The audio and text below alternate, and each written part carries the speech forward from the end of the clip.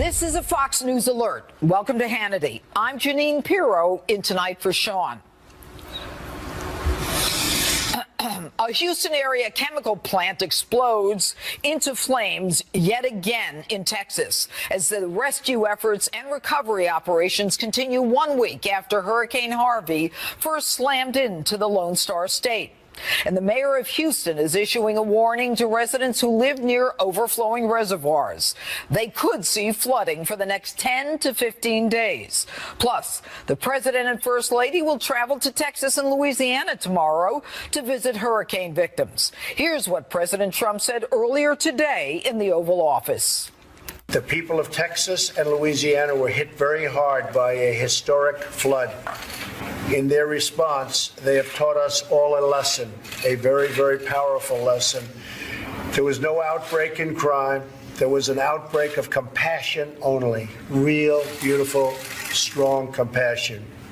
And they've really inspired us as a nation. To be honest, they've inspired the world because the world is watching.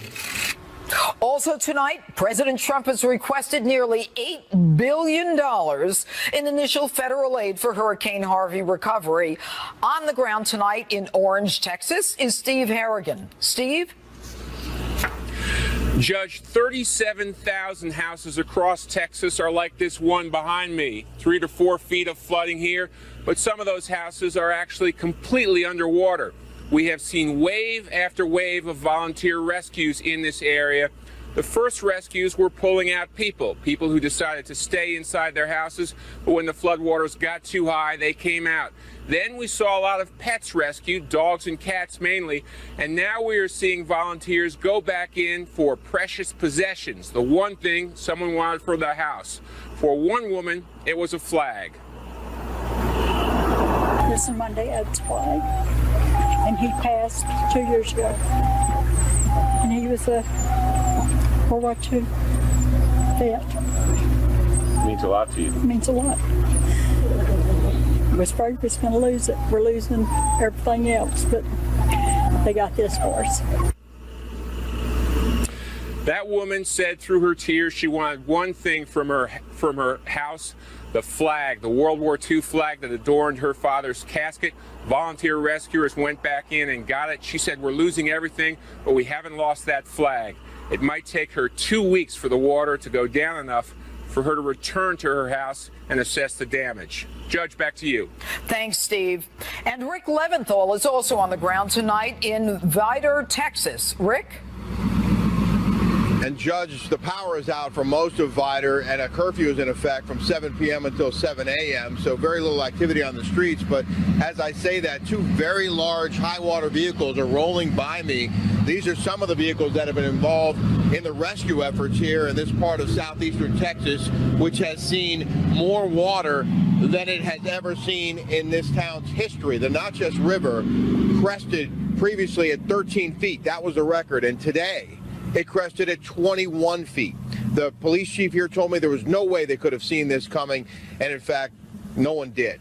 And tonight there are still some rescue operations going on, as we've seen with these trucks going by. Earlier today, it was a wild scene on Main Street as we drove into town and through town, through flooded areas to dry areas, back through floodwaters again, and over dry areas and back to more flooded areas. So people deeper into this town are isolated. They're surrounded by water, and boats can't just get to them. The boats have to be towed by high water vehicles through the dry areas to get to the flooded areas so that they can load those people up and get them out. They're using all sorts of equipment, including monster trucks and airboats. Pretty much anything and everything with wheels and high clearance is being brought in here to try and bring people out. A high water vehicle today that was driven by the Harrison County Fire Department.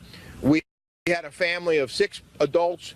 They brought 6 dogs out with them and a couple of cats as well. The National Guard is among the many agencies helping out here tonight, Judge. We saw them earlier today on Highway I-10, which in this part of Texas is still closed to traffic because there are still floodwaters blocking some parts of that interstate. But these high water trucks are able to get across that highway, get into parts of Texas like this one, where the floodwaters are pretty dramatic, and try to get some of these folks out. The sheriff told me they evacuated at least 12 to 1,500 people from this town alone over the last few days, and some people still need to get out tonight, Judge. All right, Rick, thanks so much.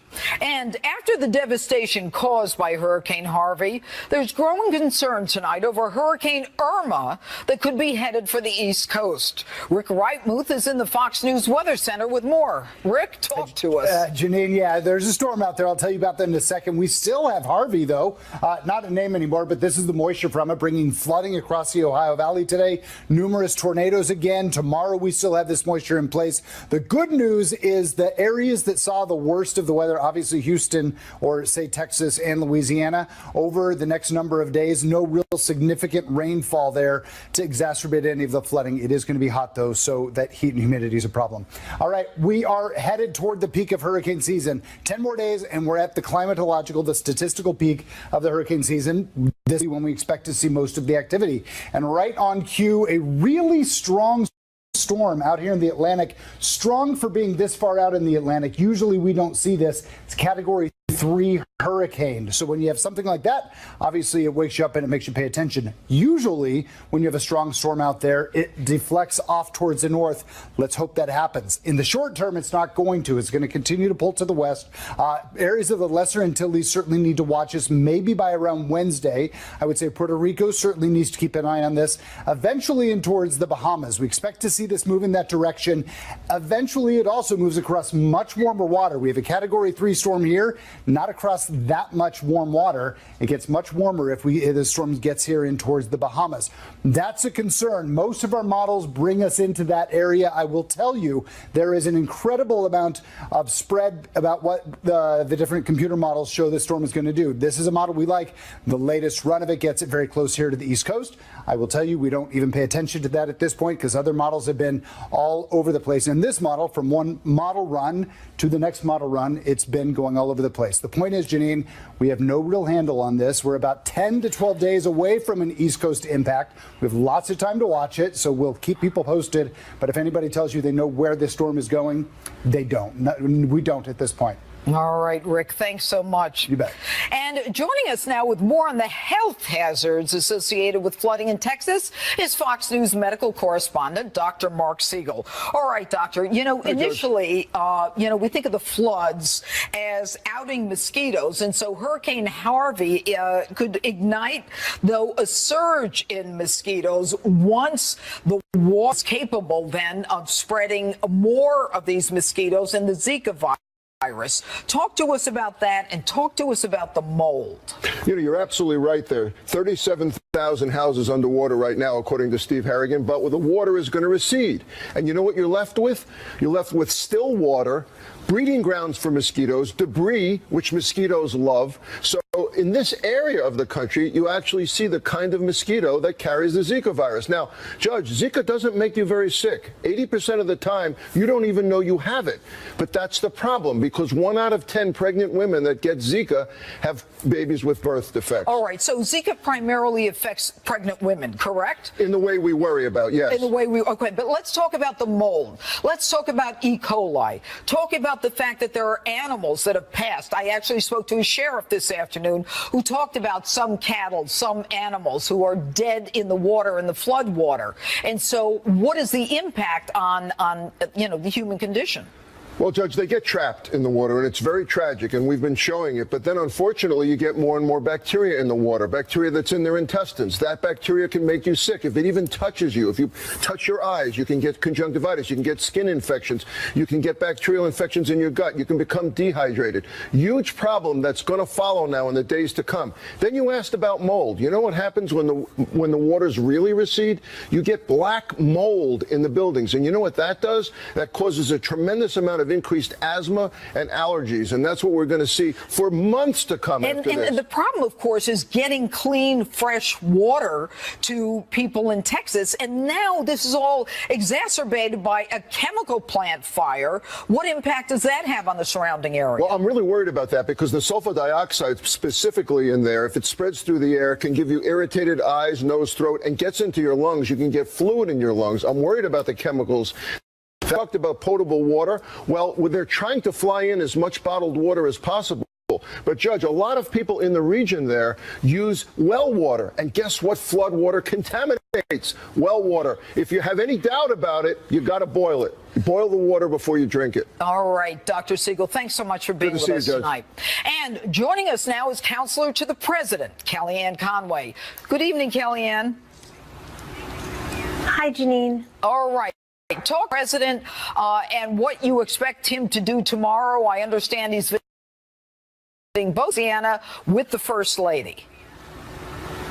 That's right. The President and the First Lady will return to Texas and add Louisiana to the schedule tomorrow, really to meet with the storm survivors, the evacuees, the rescuers, the volunteers, and to also coordinate even more with local state officials, get some briefings from them. You know, the federal government has 29,000 of its employees on the ground in the affected areas, 1,000 from Health and Human Services alone, and people from HUD, from Small Business Administration, Transportation, EPA, you name it. It's been a full administration, cabinet-wide, presidential, vice presidential effort. And the President and the First Lady want people in Texas and Louisiana to know that a grateful nation applauds those who are volunteering, stranger to stranger, neighbor to neighbor, continuing to rescue. And the President also wants to convey to the country, convey on behalf of the country, that we will stand in Texas and Louisiana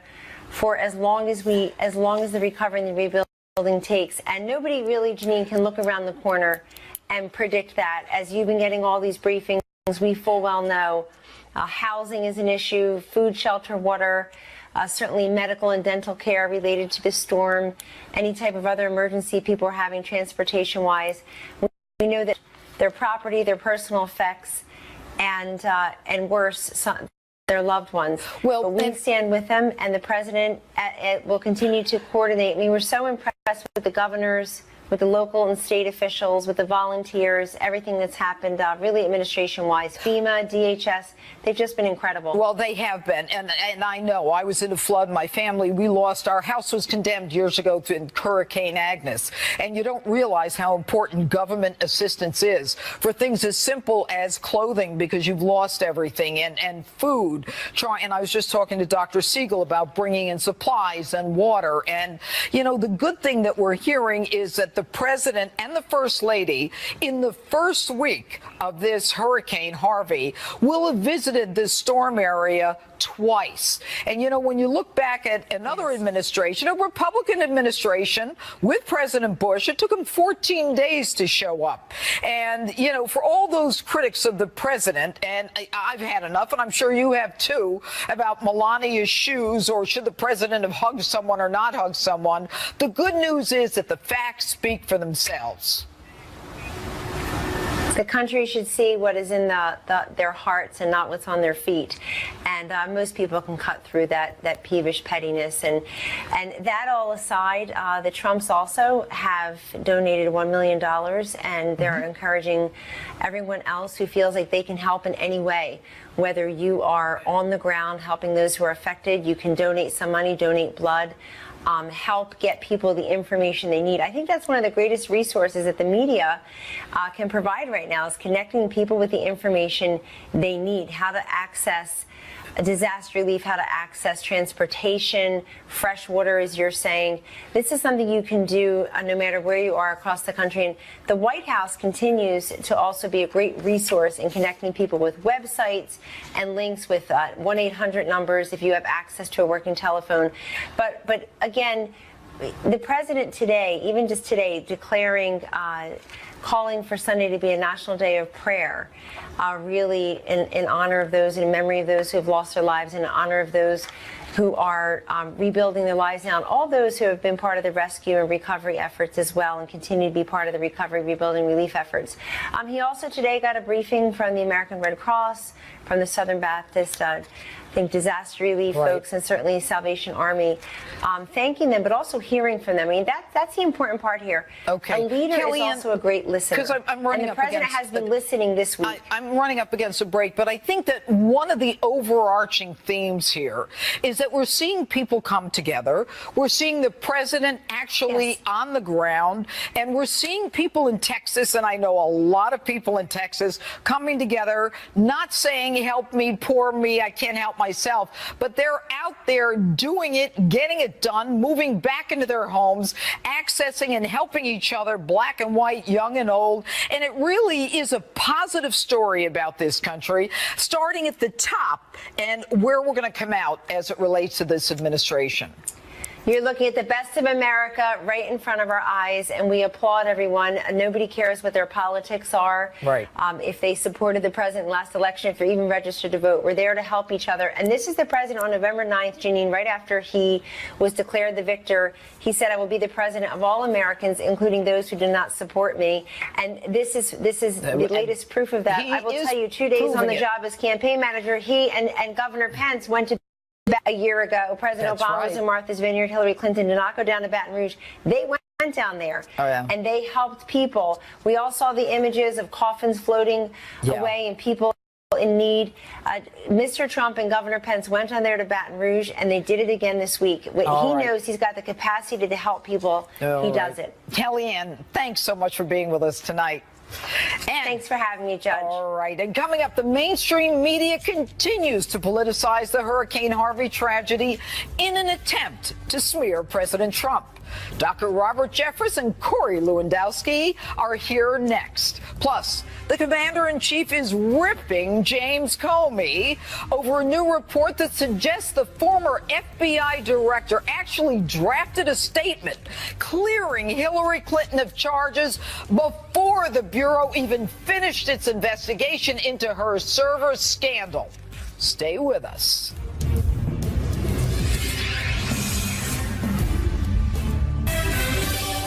No challenge is too great for us to overcome. No challenge.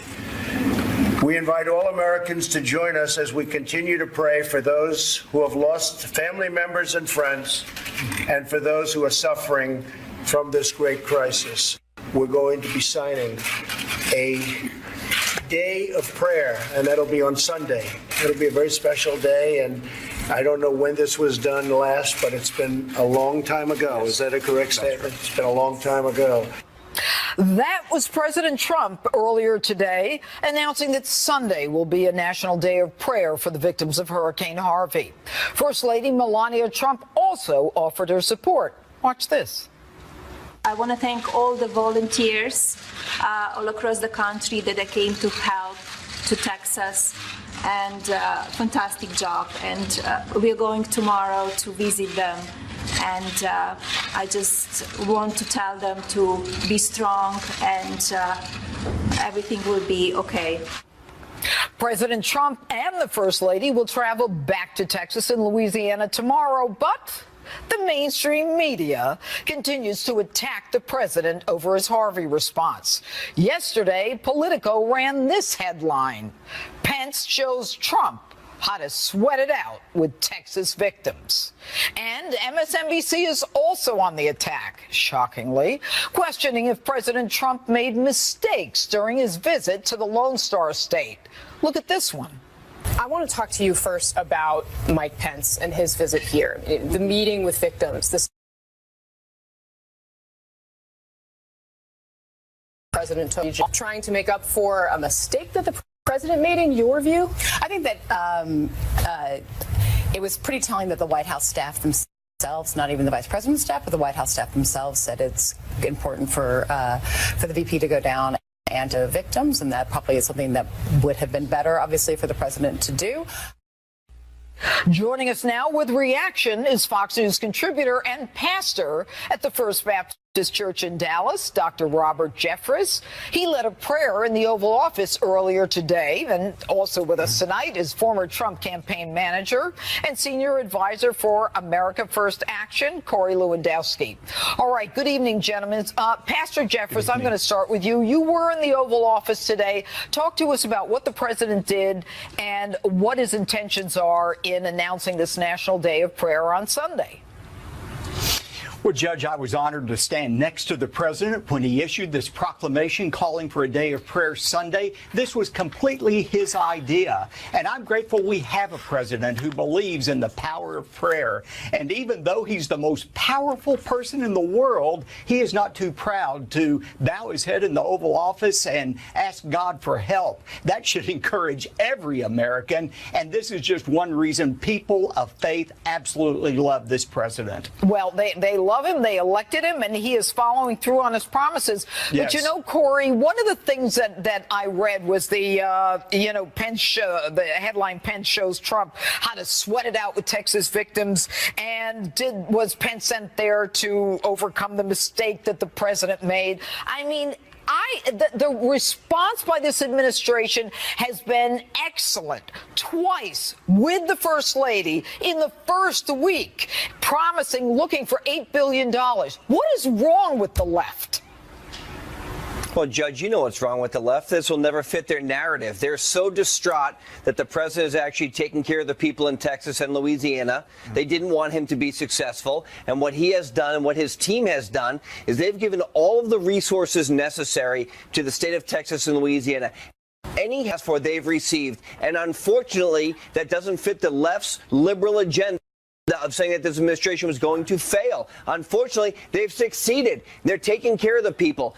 Not Republicans, not Democrats, everybody, Americans. They need help from the federal government. And this president has said, any help that you need, we are here to stand with you, next to you, and beside you. And he'll be back there tomorrow doing that again. And you know, Corey, it's interesting. I mean, with the last president, I said it earlier, Bush, he said that his FEMA director was doing a heck of a job. And, there were coffins floating after Katrina. But, this president has already got the network set up for individuals who are accessing checks from FEMA so that they can start to get their kids on the road to school, food, shelter, clothing, all that stuff. It is totally different now, Corey, is it not?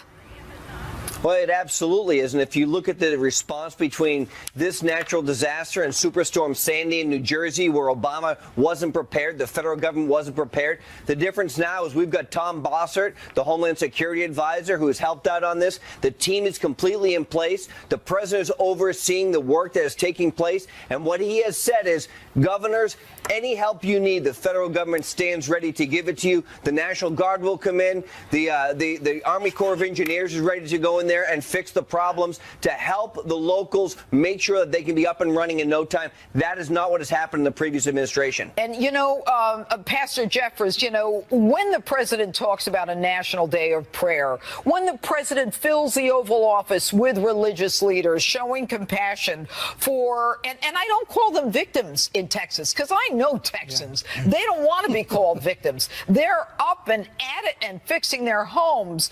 But the last time I remember a president was him saying, you Christians get off your high horse. Yes. This is a president bringing people together, and Americans are showing how great and generous and charitable they are. Correct?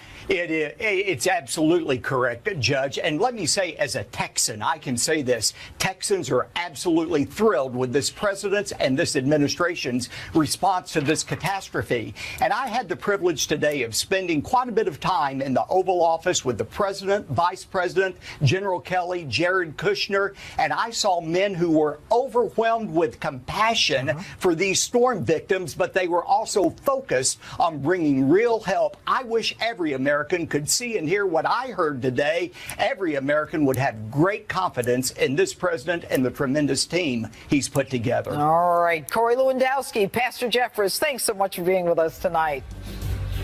And Coming up, President Trump is slamming James Comey over a new report that the former FBI director actually drafted a letter to exonerate Hillary Clinton before the investigation was even over. Tammy Bruce and Matt Schlapp react to that one next. And then later, Tom Fitton is here with news about the FBI's Clinton email investigation. Stay with us on this busy news night.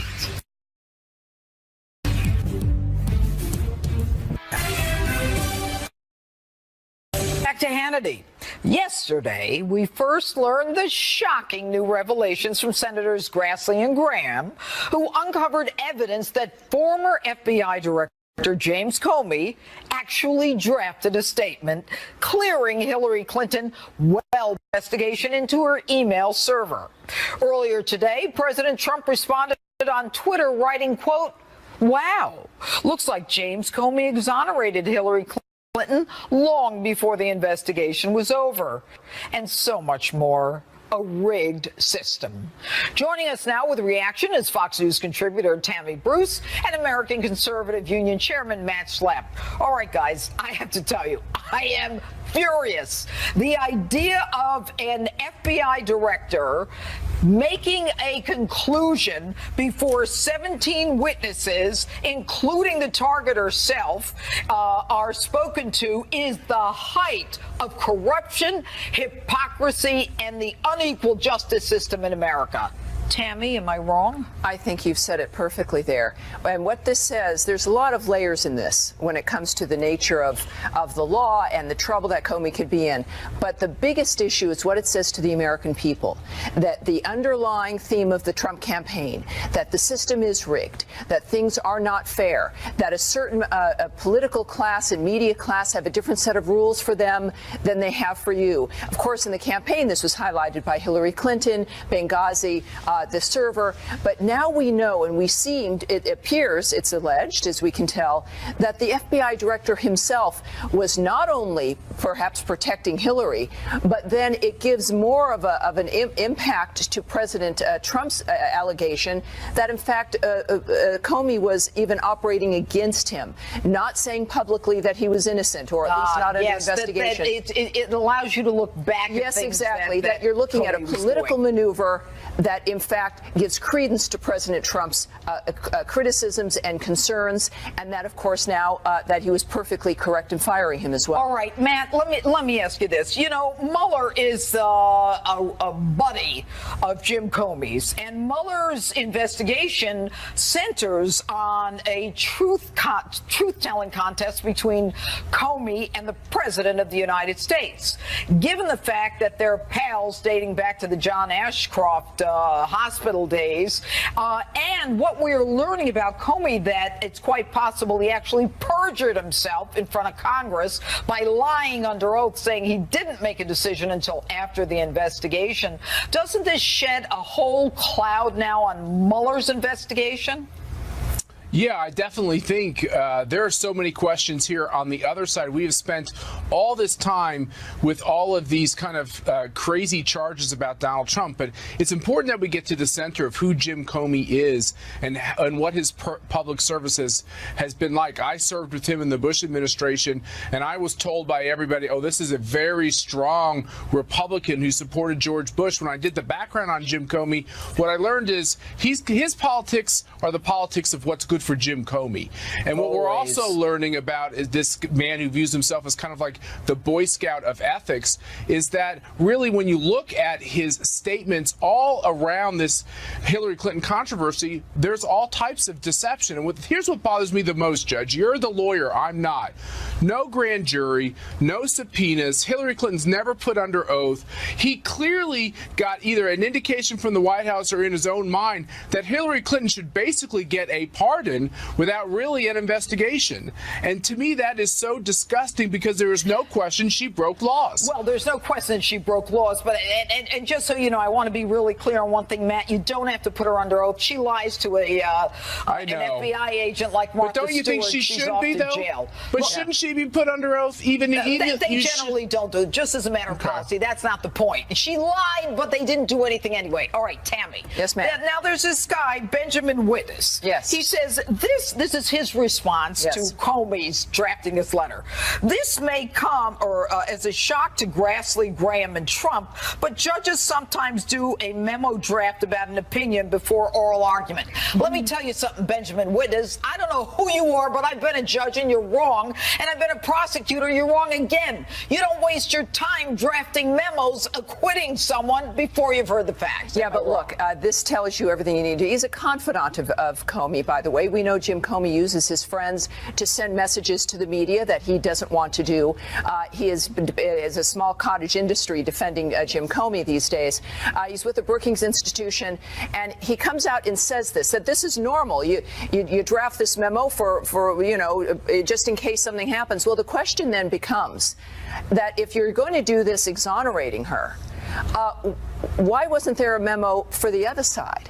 That if you were going to have to recommend an indictment of a woman running for president, I think he didn't seem to need to do that. But that speaks to the fact that this is the direction that he was going. That in fact it was a decision ahead of time. You know, Matt, the fact that they didn't even impanel a grand jury tells me he had no intention of conducting a real investigation. Now, should he be charged with perjury based on the unequivocal answer when he was asked, did you make a decision before or after you heard Hillary's testimony? He said after. It was unequivocal. Criminal investigation, should Sessions get involved?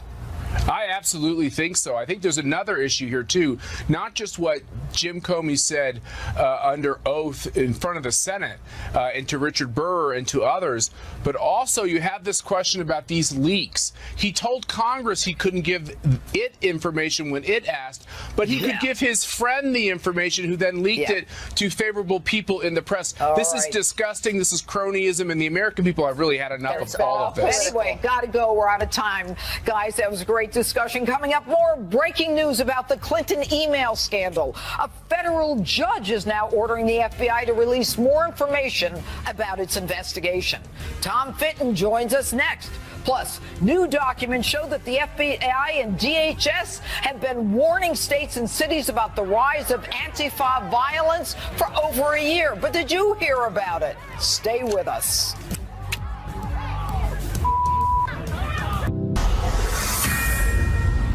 This is a Fox News alert. Recovery efforts are still ongoing in Texas as floodwaters in some areas are just beginning to recede. Steve Harrigan will join us with another live report in just a few minutes. But first, major news about the Clinton server scandal.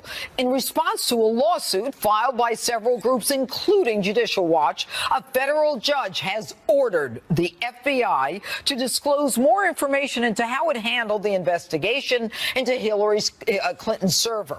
Joining us now to explain more is the president of Judicial Watch, Tom Fitton. All right, Tom. First of all, I think America owes you a thank you for all that you've done in your persistence, because had you not been persistent, along with people like Jay Sekulow, I don't know whether or not any of this stuff would have come out. But the latest is that a federal judge has said the FBI has to disclose information about the investigation that they didn't want to disclose. And why don't you just tell us specifically what that information is? Well, just to take a step back, we're trying to get the State Department to work with the Justice Department under law, the Federal Records Act, to go and get Mrs. Clinton's emails and take action. And they're trying to persuade the judge that there's nothing else to do. And they filed this secret document from the FBI describing what they've done.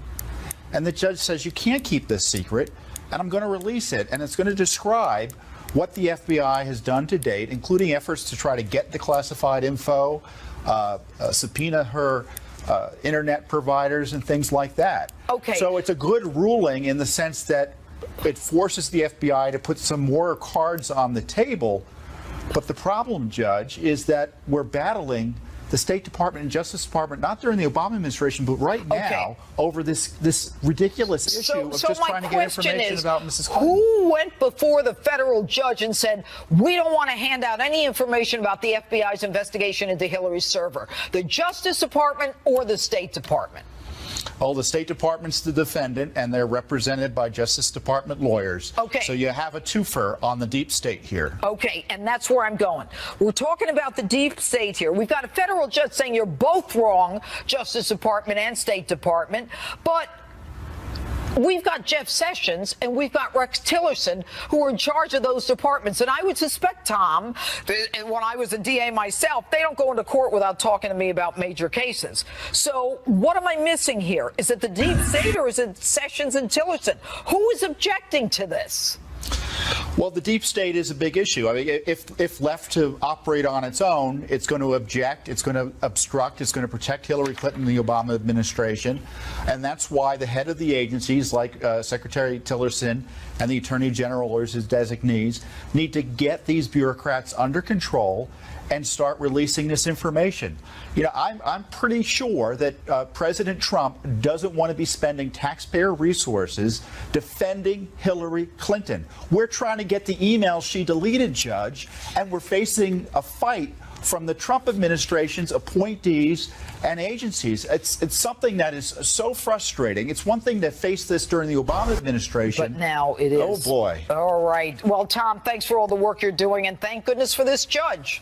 And coming up, Steve Harrigan joins us live with an update on the recovery efforts in Texas. Plus, newly obtained documents show that the FBI and DHS have been warning state and local officials about the rise of Antifa violence for over a year. But I haven't heard about it.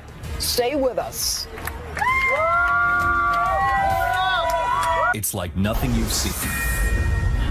This is a Fox News alert. Floodwaters still remain in many Texas communities hit hard by Hurricane Harvey. Joining me now on the ground in Orange, Texas, is Steve Harrigan. Judge, the floodwater here is still rising. All day we've been seeing people try and pull what they can save out of their flooded houses, couches, carpets, even drywall. They put it out in the sun and hope to save it. It's a tough process physically and emotionally. We talked to one retired man who thinks he may not be up for the challenge. All of this here is from our house. Any furniture that it touches, it ruins, it destroys. So that's it. How's your attitude? How's your spirit after this? Stunned, but I'll be all right. We're going to be good. This is our second time in 9 years, so my wife and I are both retired, so we're leaving. We're calling it quits. So we're out of here. Higher ground? Higher ground, yes, sir. Some people still don't even know yet how bad they have it. It could be weeks before the water recedes enough for them to reach their houses. Judge, back to you. All right, Steve, thank you.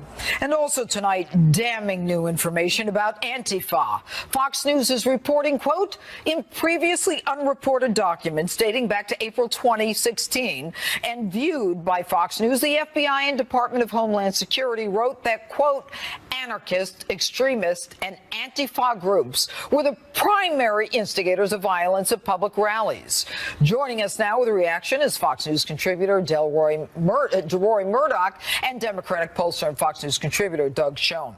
All right, DeRoy, you know, what's interesting is that for decades we've been hearing about, you know, the alt-right, the most likely to be the instigators of violence, and yet now we hear the FBI, Homeland Security have been talking about Antifa, talking about them using weapon shields, beating, Molotov cocktails, fires, smashing, and I haven't heard about this. Have you? Not much until recently, but these people have been very active. I mean, you go back to the campaign of last year. You had Trump supporters wearing hats that said "Make America Great Again." We're getting beaten over their heads. They lit up a limousine during inauguration, and that was ablaze. That happened to be owned by a Muslim, interestingly enough. And I think this report, and also the report about the Antifa guys on the way to Charlottesville that was given to the Virginia government, this completely vindicates what Donald Trump said, that both sides were to blame in Charlottesville. You had neo-Nazis on one side, neo-communists on the other. It was perfectly appropriate to condemn both sides, and both sides were responsible for the violence down there. Doug, doesn't DeRoy make a good point, and that is that these reports seem to actually bolster President Trump's insistence that extremists on the left bear some blame for clashes that are occurring in our society now? Look, these people are not Democrats. They are extremists. I want to be clear that neo-Nazism is very different from what you call neo-communism. But that being said, these people are outside the mainstream. They are promoting and provoking violence. And I, as a mainstream Democrat, distance myself from them, first and foremost. Well, okay, so you did. So the Antifa is not Democrat, but the alt-right is Republican. Is that fair, DeRoy? No, I don't think it is fair. I mean, I've been a member of the conservative and free market movement since 1979. I have nothing in common with the so-called alt-right, the neo-Nazis, and so on. And I think it's absolutely appropriate to denounce them as the racist and violent people that they are. But we also have the Antifa people out there, or people on the strong left and hard left, who are out there doing things like clocking people over the heads with bicycle locks inside of socks, and beating people. You saw just in Boston last week, and in Berkeley, elsewhere, beating people up, knocking people over the heads with sticks. They actually hold shields that say "No hate" while they're pounding people in people's faces in. People walk around with blood coming out of their foreheads after they encounter these people. These are like Hitler's brown shirts in the 1920s who would attack their political opponents on the streets of Berlin until they bled. And now we're seeing it all over again on the part of Antifa and the far left. Doug, doesn't it bother you that as we see this activity, starting with, as I recall, Berkeley, and I remember I called them black ninjas because nobody told me about Antifa, and, you know, they're trying to burn down the building, breaking windows, beating people up. 12 hours of rioting, one person arrested only because he insisted on being arrested for his street creds. Why are the police standing down? Look, I think you have to talk to the police in individual jurisdictions. To my way of thinking, anyone who engages in this kind of violence on the left or the right deserves to be prosecuted if they break the law. And DeRoy makes some good points. I just want to reiterate that they are not brown shirts. They're people who are outside the system. They're bad people. They're not Americans. Democrats, but they're not Nazis. They're period. Americans, and you know what? They're more left than they are right. We ought to at least be honest about what the agenda is that they're absolutely promoting. Clear on that, Janine. They're more left than right, and they're completely people who I dissociate myself from. Oh, good. Let's be You don't want to clear. I'm the loyal opposition. Associated with the white supremacists. Absolutely right. So there. I'm glad Doug 10 did that. seconds. And Nancy Pelosi denounced them. I think every Democrat ought to separate themselves from these. Coming up, awful more Hannity after the break. Sorry, guys. Stay with us.